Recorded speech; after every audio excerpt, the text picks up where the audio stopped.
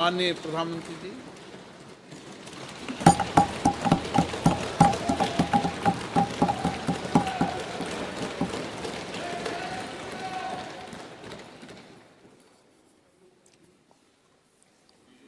आदरणीय अध्यक्ष जी, आज का ये दिवस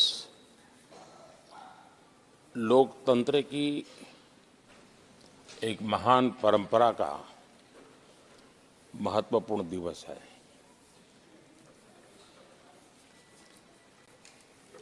सत्रहवीं लोकसभा ने 5 वर्ष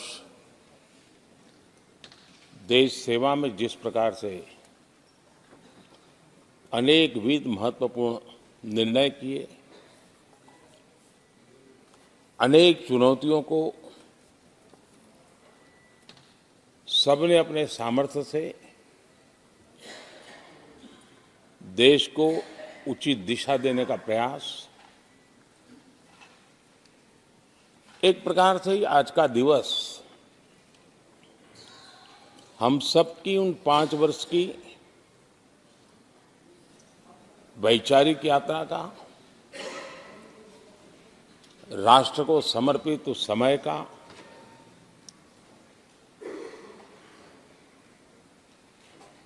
देश को फिर से एक बार अपने संकल्पों को राष्ट्र के चरणों में समर्पित करना यह अवसर है।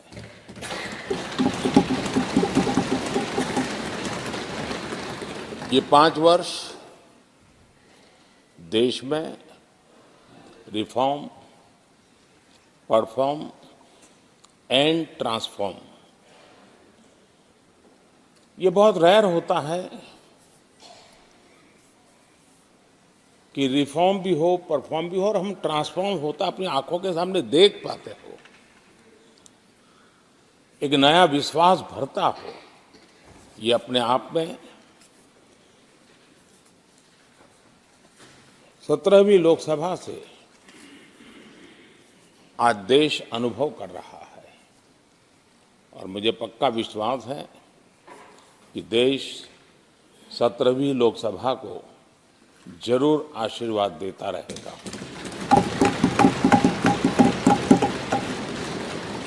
इन सारी प्रक्रियाओं में सदन के सभी माननीय सदस्यों का बहुत महत्वपूर्ण रोल रहा है, महत्वपूर्ण भूमिका रही है और ये समय है कि मैं सभी माननीय सांसदों का इस गृह के नेता के नाते भी और आप सबके एक साथी के नाते भी आप सबका अभिनंदन करता हूं।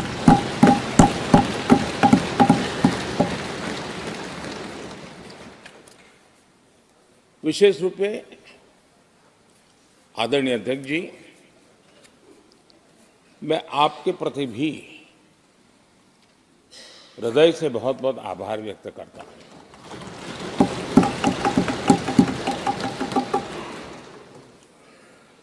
पांचों वर्ष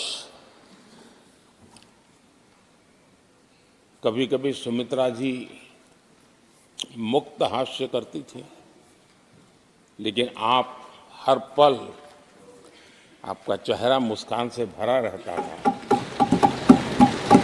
यहाँ कुछ भी हो जाए लेकिन कभी भी उस मुस्कान में कोई कमी नहीं आई।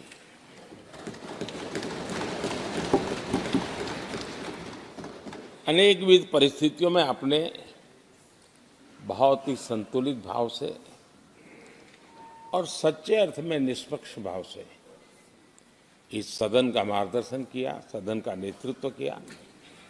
मैं इसके लिए भी आपकी भूरी भूरी प्रशंसा करता हूं।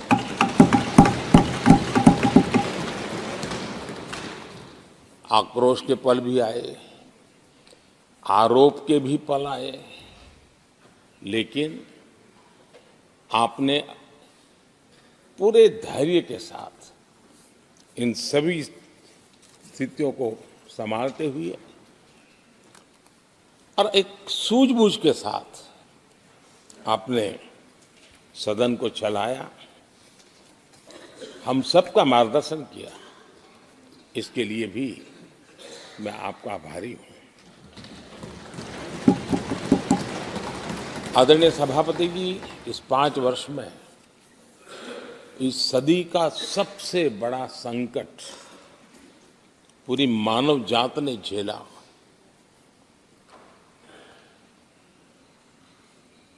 कौन बचेगा, कौन बच पाएगा, कोई किसी को बचा सकता है कि नहीं बचा सकता, ऐसी वो अवस्था थी। ऐसे में सदन में आना, ये भी अपना घर छोड़ के निकलना, ये भी संकट का काल था। इसके बाद भी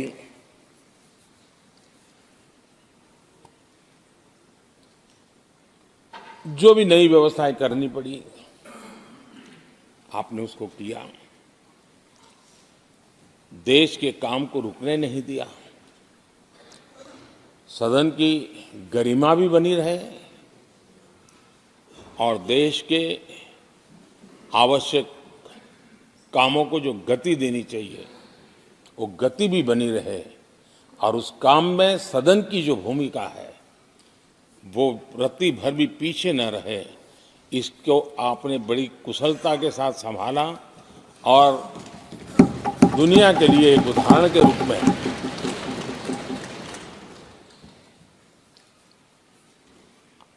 आदरणीय सभापति जी, मैं माननीय सांसदों का भी इस बात के लिए आज एक बार आभार व्यक्त करना चाहता हूं कि उस कालखंड में देश की आवश्यकताओं को देखते हुए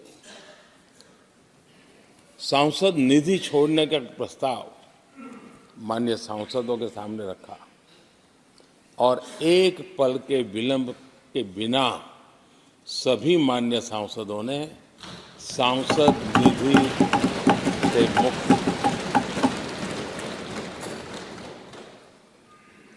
इतना ही नहीं, एक देशवासियों को पॉजिटिव मैसेज देने के लिए अपने आचरण से समाज को एक विश्वास देने के लिए सांसदों ने अपनी सैलरी में से 30% कटौती का निर्णय सबने खुद ने किया, ताकि देश को भी विश्वास हुआ कि ये सबसे पहले छोड़ने वाले लोग हैं। और आदरणीय सभापति जी, हम सभी सांसद बिना कारण साल में 2 बार हिंदुस्तान के मीडिया के किसी न किसी कोने में गाली खाते रहते थे कि ये सांसदों को इतना मिलता है और कैंटीन में इतने में खाते हैं, बाहर इतने में मिलता है, कैंटीन में इतने में मिलता है, बाहर यानी पता नहीं बाहर नोट लिए जाते थे। आपने निर्णय किया सबके लिए समान रेट होंगे कैंटीन में, और सांसदों ने कभी भी विरोध नहीं किया, शिकायत भी नहीं की। और सभी सांसदों की बिना कारण इतनी फजेत करने वाले लोग मजे लेते थे, उससे हम सबको आपने बचा लिया। इसके लिए भी मैं आपका आभार व्यक्त करता हूं। आदरणीय सभापति जी, ये बात सही है कि हमारे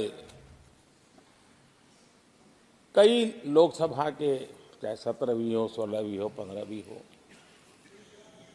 संसद का नया भवन होना चाहिए, इसकी चर्चा सबने की, सामूहिक रूप से की, एक स्वर से की, लेकिन निर्णय नहीं होता था।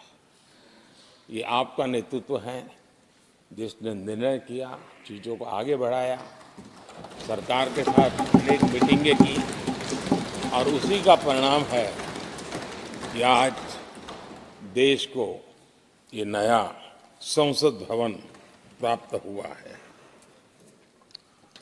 आदरणीय सभापति जी, एक संसद के नए भवन में एक विरासत का अंश और जो आजादी की पहली पल थी, उसको जीवंत रखने का हमेशा हमेशा हमारे मार्गदर्शक रूप में ये सेंगोल को यहाँ स्थापित करने का काम, और अब प्रतिवर्ष उसको सेरेमोनियल इवेंट के रूप में उसको हिस्सा बनाने का एक बहुत बड़ा काम आपके नेतृत्व में हुआ है, जो भारत की आने वाली पीढ़ियों को हमेशा हमेशा हमें आज़ादी के उस प्रथम पल के साथ जोड़ के रखेगा, और आज़ादी की वो पल क्यों थी हमें वो याद रहेगा, तो देश को आगे ले जाने की वो प्रेरणा भी बनी रहेगी। उस पवित्र काम को आपने किया है।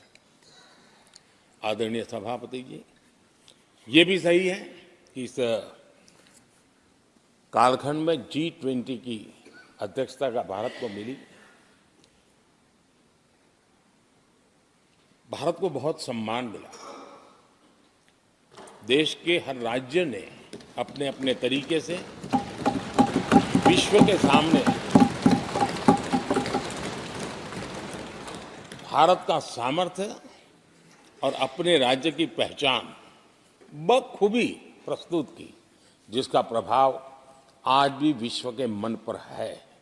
उसके साथ आपके नेतृत्व में G20 की तरह P20 का जो सम्मेलन हुआ और विश्व के अनेक देशों के स्पीकर्स यहाँ आए, और मदर ऑफ डेमोक्रेसी भारत किस महान परंपरा को लेकर के, किस डेमोक्रेटिक वैल्यूज को लेकर के सदियों से हम आगे बढ़े हैं। व्यवस्थाएं बदली होगी, लेकिन डेमोक्रेटिक मन भारत का हमेशा बना रहा है। उस बात को आपने विश्व के स्पीकर्स के सामने बखूबी प्रस्तुत की, और भारत को लोकतांत्रिक व्यवस्थाओं में भी एक प्रतिष्ठा प्राप्त कराने का काम आपके नेतृत्व में हुआ। आदरणीय सभापति जी, मैं एक बात के लिए आपका विशेष अभिनंदन करना चाहता हूं। शायद हमारे सभी माननीय सांसदों का और मीडिया का भी उस तरफ ध्यान नहीं गया है। हम संविधान सदन जिसको कहते हैं, जो पुरानी संसद, जिसमें महापुरुषों के जन्म जयंती निमित्त उनकी प्रतिमा को पुष्प चढ़ाने के लिए हम लोग एकत्र आते हैं, लेकिन वो एक 10 मिनट का इवेंट होता था और चले जाते थे।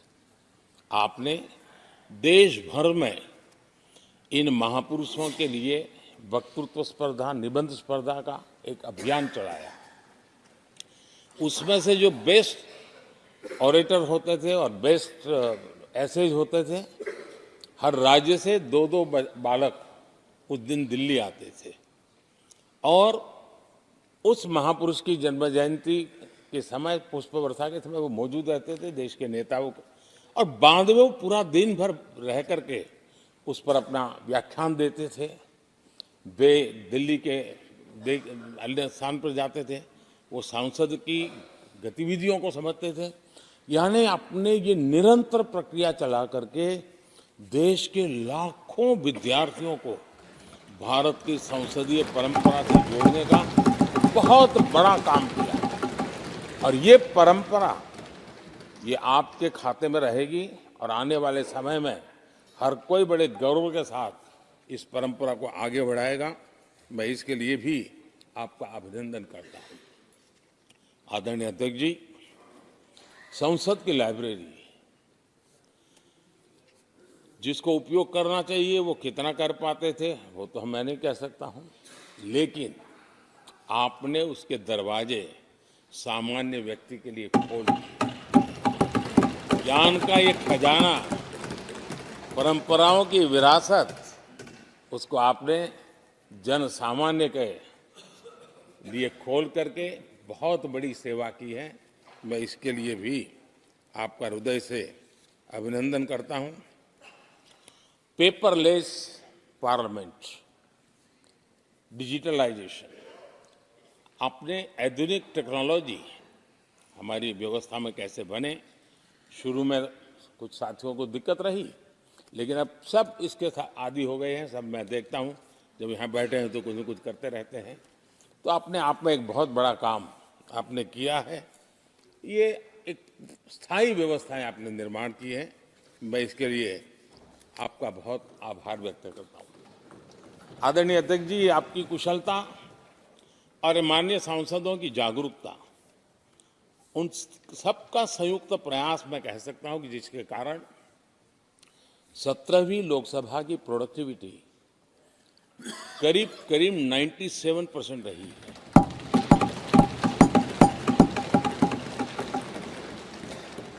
97% प्रोडक्टिविटी अपने आप में प्रसन्नता का विषय है, लेकिन मुझे विश्वास है कि आज जब 17वीं लोकसभा की हम समाप्ति की तरफ बढ़ रहे हैं, तब एक संकल्प लेकर के 18वीं लोकसभा प्रारंभ होगी कि हम हमेशा 100% से ज़्यादा प्रोडक्टिव वाली हमारी कार्यवाही करेंगे, और उसमें भी 7 सत्र 100% से भी ज़्यादा प्रोडक्टिविटी वाले रहे। ये भी, और मैंने देखा आपने रात रात बैठ करके भी हर सांसदों के मन की बात को आपने सरकार के ध्यान में लाने का भरपूर प्रयास किया। मैं इन सफलता के लिए सभी माननीय सांसदों का और सभी फ्लोर लीडर्स का भी हृदय से आभार और अभिनंदन व्यक्त करता हूं। पहले सत्र में, 17वीं लोकसभा के पहले सत्र में दोनों सदन ने 30 विधेयक पारित किए थे। ये अपने आप में रिकॉर्ड है।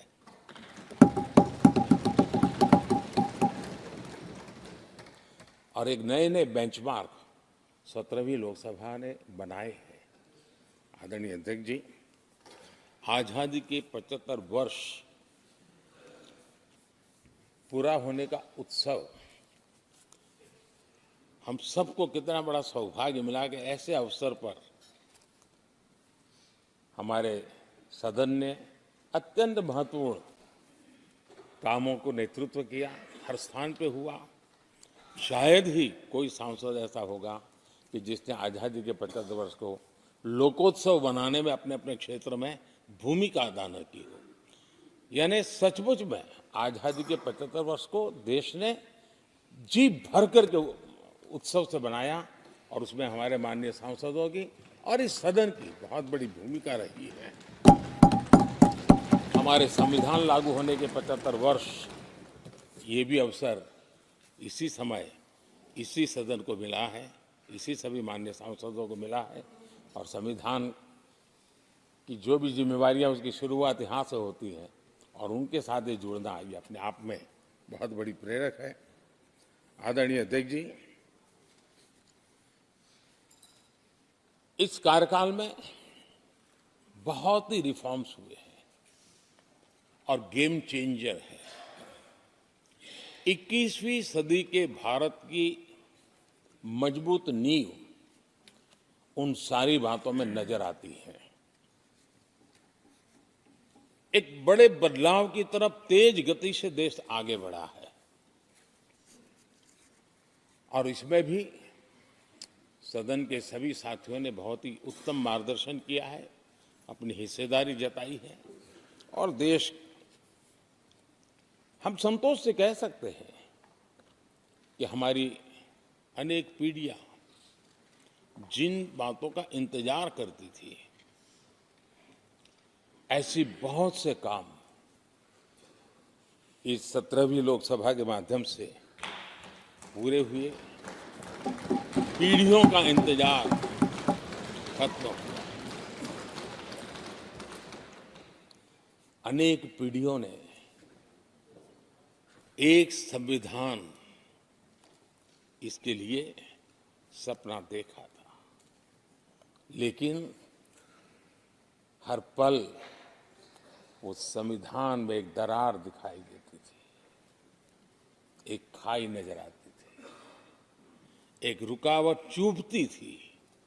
लेकिन इसी सदन ने धारा 360, आर्टिकल 370 हटा करके संविधान के पूर्ण रूप को, उसके पूर्ण प्रकाश के साथ उसका प्रकटीकरण हुआ। और मैं मानता हूं, जब संविधान के 75 वर्ष हुए हैं। जिन जिन महापुरुषों ने संविधान को बनाया है, उनकी आत्मा जहां भी होगी, जरूर हमें आशीर्वाद देते होंगे। ये काम हमने पूरा किया है।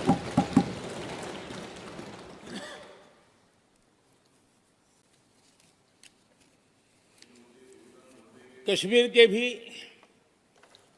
जम्मू कश्मीर के लोगों को सामाजिक न्याय से वंचित रखा गया था। आज हमें संतोष है कि सामाजिक न्याय का जो हमारा कमिटमेंट है, वो हमारे जम्मू कश्मीर के भाई बहनों को भी पहुंचा करके हम आज एक संतोष की अनुभूति कर रहे हैं। आदरणीय अध्यक्ष जी, आतंकवाद नासूर बनके देश के सीने पर गोलियां चलाता रहता था। मां भारती की धरा आए दिन रक्त रंजित हो जाती थी।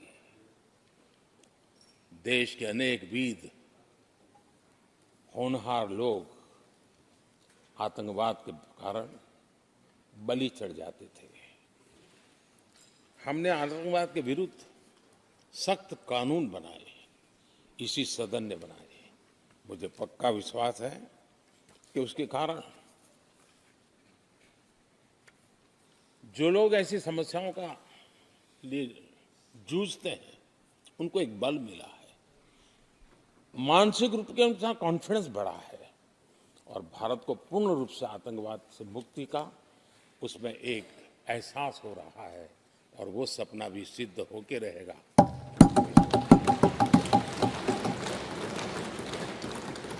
हम 75 साल तक अंग्रेजों की दी हुई दंड संहिता में जीते रहे। हम गर्व से कहेंगे देश को, नई पीढ़ी को कहेंगे, आप अपने पोते पोती को कह सकेंगे गर्व से कि देश 75 साल भले दंड संहिता में जिया, लेकिन अब आने वाली पीढ़ी न्याय संहिता में जिएगी। और यही सच्चा लोकतंत्र है। आदरणीय अध्यक्ष जी, मैं आपका एक बात के लिए और अभिनंदन करना चाहूंगा कि नया सदन, इसकी भव्यता वगैरह तो है ही, लेकिन उसका प्रारंभ एक ऐसे काम से हुआ है जो भारत की मूलभूत मान्यताओं को बल देता है, और वो नारी शक्ति वंदन अधिनियम। जब भी इस नए सदन की चर्चा होगी, तो नारी शक्ति वंदन अधिनियम, इसका जिक्र होकर के, यानी एक, और भले ही वो छोटा सत्र था, लेकिन दूरगामी निर्णय करने वाला सत्र था। इस नए सदन की पवित्रता का एहसास उसी पल शुरू हो गया था, जो हम लोगों को एक नई शक्ति देने वाला है। और उसी का परिणाम है कि आने वाले समय में जब बहुत बड़ी मात्रा में यहाँ हमारी माताएं बहनें बैठी होगी, देश गौरव की अनुभूति होगी।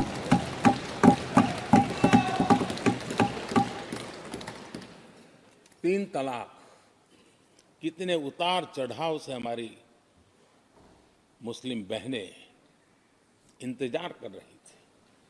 अदालतों ने उनके पक्ष में निर्णय किए थे, लेकिन वो हक उनको प्राप्त नहीं हो रहा था। मजबूरियों से गुजारा करना पड़ रहा था। कोई प्रकट रूप से कहे, कोई अप्रकट रूप से कहे, लेकिन 3 तलाक से मुक्ति का बहुत महत्वपूर्ण और नारी शक्ति के सम्मान का काम 17वीं लोकसभा ने किया है। सभी माननीय सांसद, उनके विचार कुछ भी रहे हो, उनका निर्णय कुछ भी रहा हो, लेकिन कभी न कभी तो कहेंगे कि हाँ, इन बेटियों को न्याय देने का काम भी करने के समय हम वहां मौजूद हैं। पीढ़ियों से होता यह न्याय हमने पूरा किया है, और वो बहनें हमें आशीर्वाद दे रही हैं। आदरणीय अध्यक्ष जी, आने वाले 25 वर्ष हमारे देश के लिए बहुत महत्वपूर्ण है। राजनीति की गहमागहमी अपनी जगह पे है, राजनीतिक क्षेत्र के लोगों की अपनी आशा आकांक्षा अपनी जगह पे है, लेकिन देश की अपेक्षा, देश की आकांक्षा, देश का सपना, देश का संकल्प ये बन चुका है। 25 साल वो हैं जो देश इच्छित परिणाम प्राप्त करके रहेगा।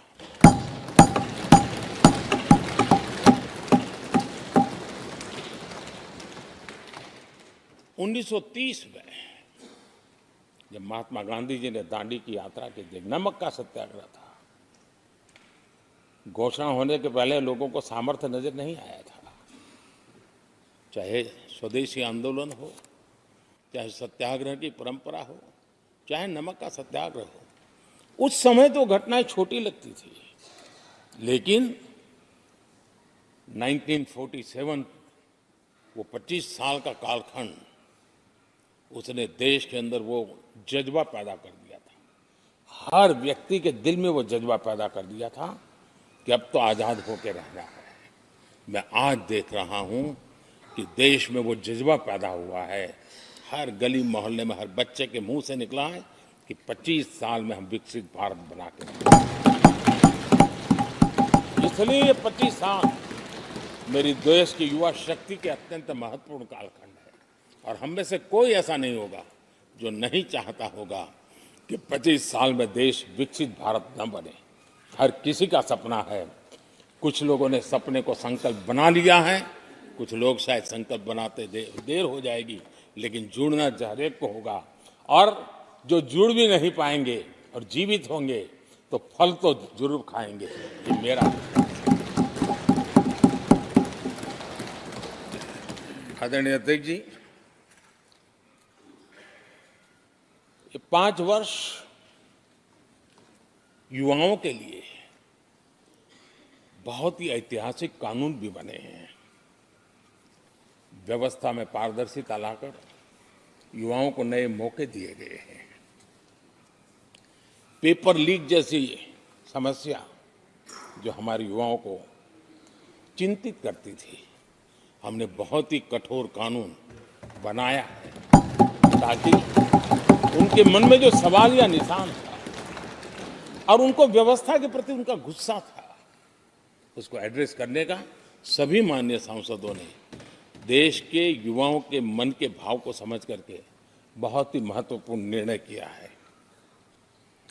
आदरणीय अध्यक्ष जी, ये बात सही है कि कोई भी मानव जात अनुसंधान के बिना आगे नहीं बढ़ सकती है।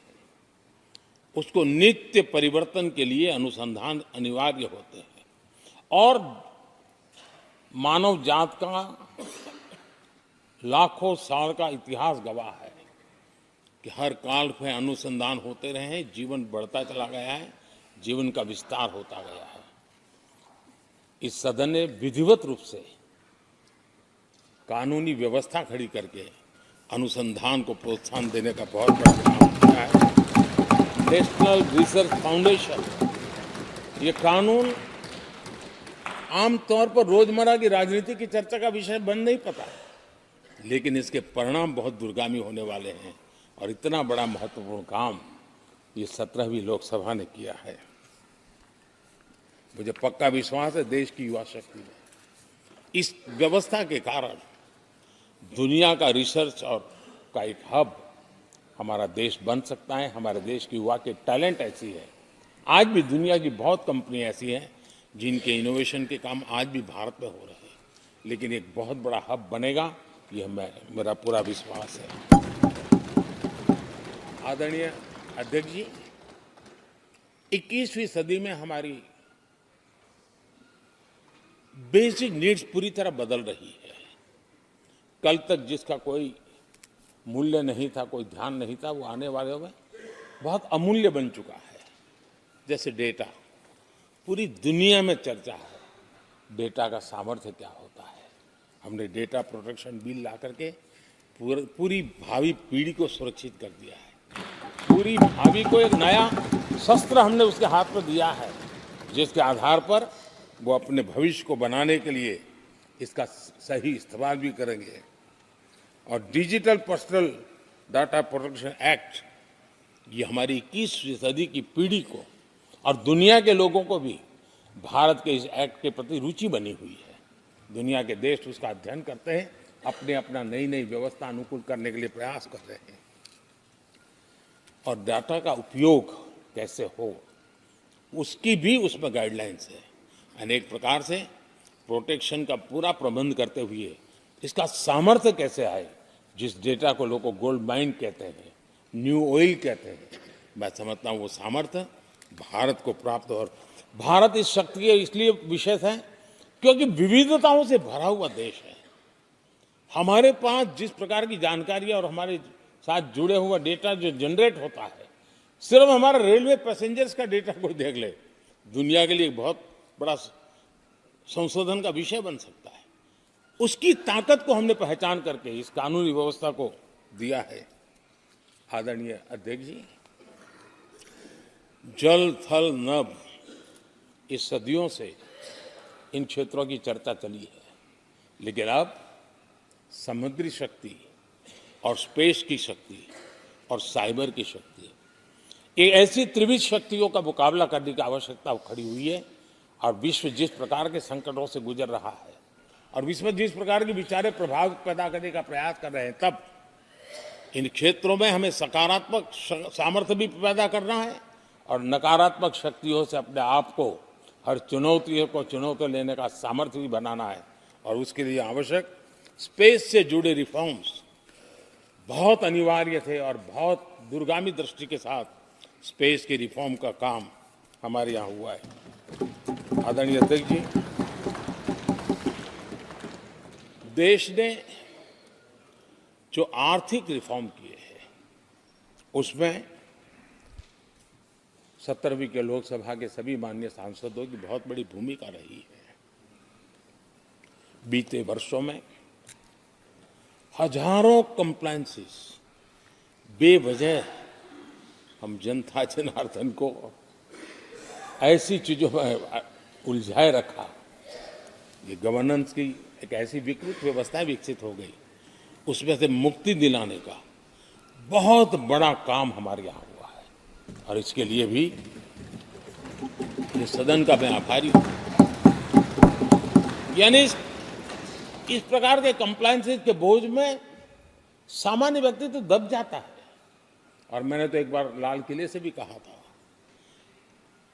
हम जब मिनिमम गवर्नमेंट मैक्सिमम गवर्नेंस कहते हैं, मैं दिल से मानता हूं कि लोगों की जिंदगी में से जितना जल्द सरकार निकल जाए उतना ही लोकतंत्र का सामर्थ्य बढ़े।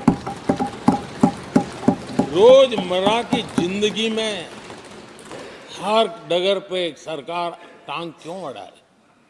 हाँ, जो अभाव में है उसके लिए सरकार हर पल मौजूद हो, लेकिन सरकार का प्रभाव उसकी जिंदगी को ही रुकावट बना दे, ऐसी लोकतंत्र नहीं हो सकता है। और इसलिए हमारा मकसद है सामान्य मानवी की जिंदगी से सरकार जितनी हट जाए, कम से कम उसकी जिंदगी में सरकार का नाता रहे, वैसा समृद्ध लोकतंत्र दुनिया के सामने हमने आगे बढ़ाना चाहिए। उस सपने को पूरा करेंगे।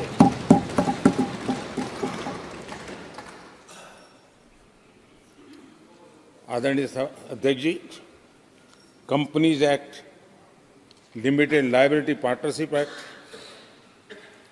60 से अधिक गैर जरूरी कानूनों को हमने हटाया है।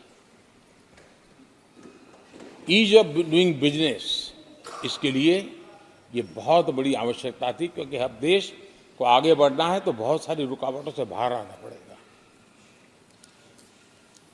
हमारे कई कानून तो ऐसे थे, छोटी छोटे कारणों से जेल में भर दो बस। यहां तक कि फैक्ट्री है और उसके शौचालय को 6 महीने में एक बार अगर व्हाइट वॉश नहीं किया है तो उसके लिए जेल थी, वो कितनी बड़ी कंपनी का मालिक क्यों ना हो।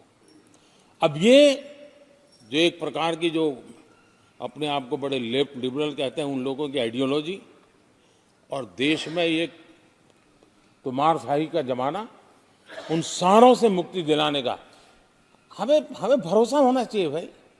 वो करेगा। आज लोगों के घरों में लिफ्ट होती है, वो सोसाइटी फ्लैट वाले लोग अपनी लिफ्ट रिपेयर करते ही है जी, हर चीज कर लेते हैं।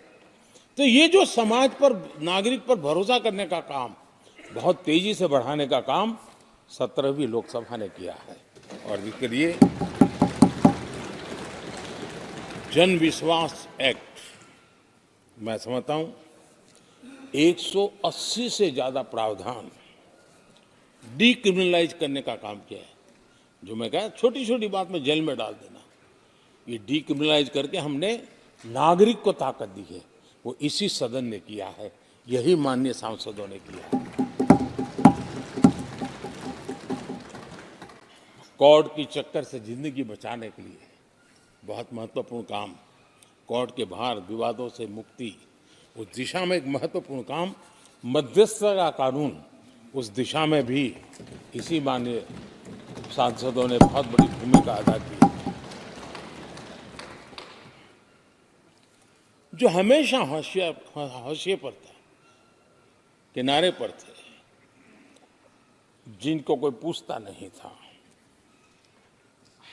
सरकार होने का उनको एहसास हुआ है। हाँ, सरकार है, हम है। जब कोविड में मुफ्त इंजेक्शन मिलता था ना, उसको भरोसा होता था, चलिए जान बच गई, सरकार होना का उसको एहसास होता था। और यही तो सामान्य मानवीय की जिंदगी में बहुत आवश्यक होता है। वो असहायता न अनुभव, अब क्या होगा, ये स्थिति पैदा नहीं होनी चाहिए। ट्रांसजेंडर समुदाय अपमानित महसूस करता था, और जब बार बार वो अपमानित होता था तो उसके अंदर भी विकृतियों की संभावनाएं बढ़ती रहती थी, और ऐसे विषयों से सब लोग दूर भागते थे। 17वीं लोकसभा के सभी माननीय सांसदों ने ट्रांसजेंडर्स के प्रति भी संवेदना जताई, और उनके जीवन में भी बेहतरीन जिंदगी बने। और आज दुनिया के अंदर जब भारत ने ट्रांसजेंडर के लिए किए हुए काम है, जो निर्णय किए, इसकी चर्चा है दुनिया को बड़ा। जब हम कहते हैं ना, हमारे यहाँ इवन हमारे माता बहनों के लिए प्रेगनेंसी के लिए 26 वीक की डिलीवरी के समय की छुट्टी, दुनिया के समृद्ध देशों को भी आश्चर्य होता है। अच्छा, यानी ये प्रोग्रेसिव निर्णय यहीं पर हुए हैं, इसी 17वीं लोकसभा में हुए हैं।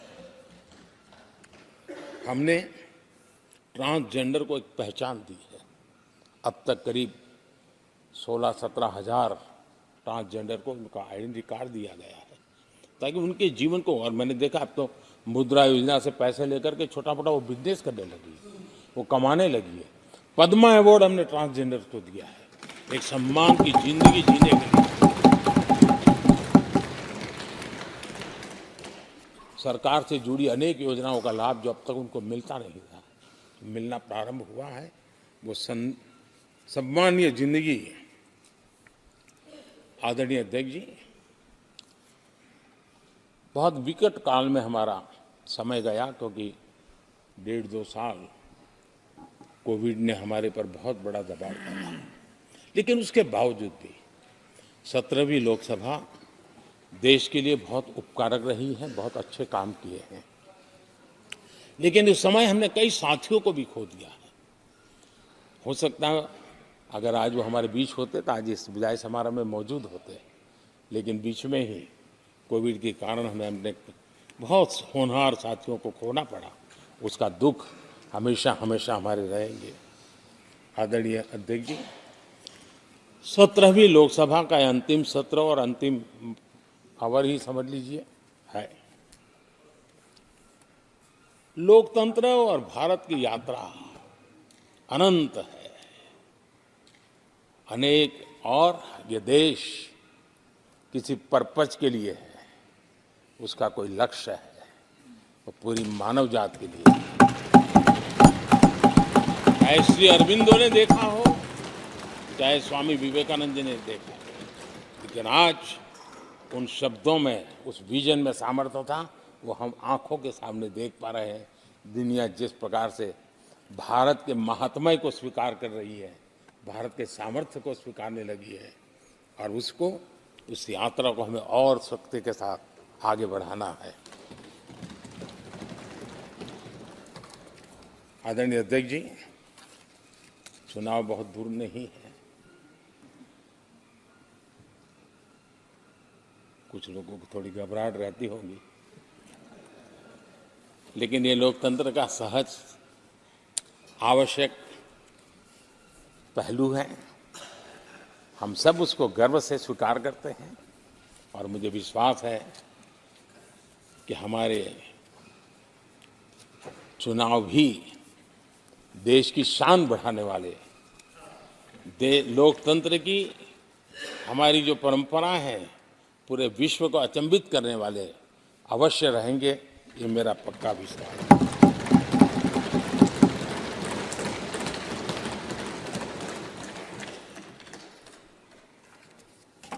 आदरणीय अध्यक्ष जी, मैं सभी माननीय सांसदों का जो सहयोग मिला है, जो निर्णय हम कर पाए हैं, और कभी कभी हमले भी इतने मज़ेदार हुए हैं कि हमारे भीतर की शक्ति भी खिल करके निकली है। और मेरा तो परमात्मा की कृपा रही है कि मुझे जब चुनौती आती है तो ज़रा और आनंद आता है। हर चुनौती को हम सामना कर पाए हैं, बड़े आत्मविश्वास और विश्वास के साथ हम चले हैं। आज राम मंदिर को लेकर के इस सदन ने जो प्रस्ताव पारित किया है, वे देश की भावी पीढ़ी को इस देश के मूल्यों पर गर्व करने की संवैधानिक शक्ति देगा। ये सही है कि हर किसी में ये सामर्थ्य नहीं होता है कि ऐसी चीजों में तो कोई हिम्मत दिखाते हैं, कुछ लोग मैदान छोड़ के भाग जाते हैं, लेकिन फिर भी